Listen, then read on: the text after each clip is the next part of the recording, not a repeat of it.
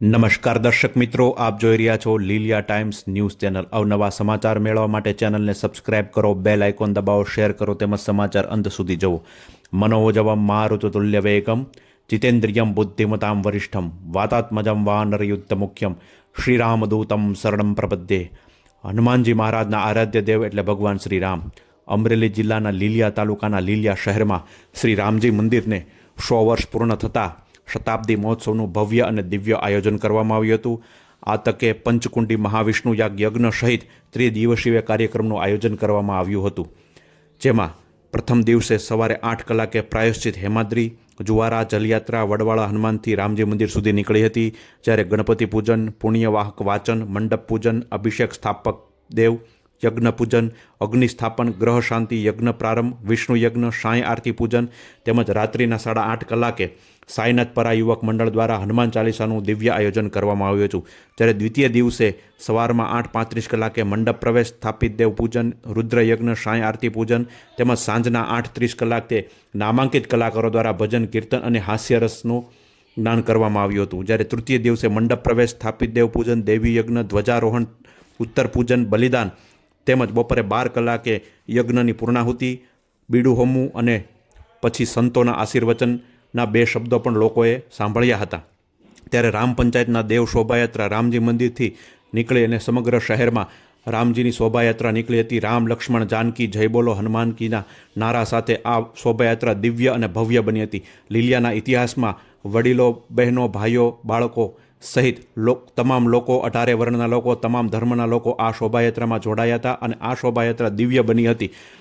આ શોભાયાત્રા લીલિયાના ઇતિહાસમાં ઐતિહાસિક બની હોય તેવું વડીલો દ્વારા આ શોભાયાત્રા નિહાળીને જણાવવામાં આવ્યું હતું કે આટલી મોટી શોભાયાત્રા ઘણો વર્ષો બાદ નીકળી છે, ત્યારે આ શોભાયાત્રા ઐતિહાસિક બની છે અને આ રામ સેવા સમિતિ મંદિરના તમામ કાર્યકરોએ આ ઉત્સવને સફળ બનાવ્યો, તે માટે સૌ કોઈ અભિનંદનને પાત્ર છે। આ શોભાયાત્રા પૂર્ણ થયા બાદ સૌ કોઈએ પ્રસાદ સાથે લઈ અને ભગવાન રામના ચરણોમાં, હનુમાનજી મહારાજના ચરણોમાં પ્રાર્થના કરી હતી કે લીલિયા તાલુકામાં સુખાકારી વધે અને લોકો નિરોગી રહે, તે માટે કાયમ ભગવાનના આશીર્વાદ આ તાલુકામાંથી બના રહે તેવી પ્રાર્થના કરવામાં આવી હતી।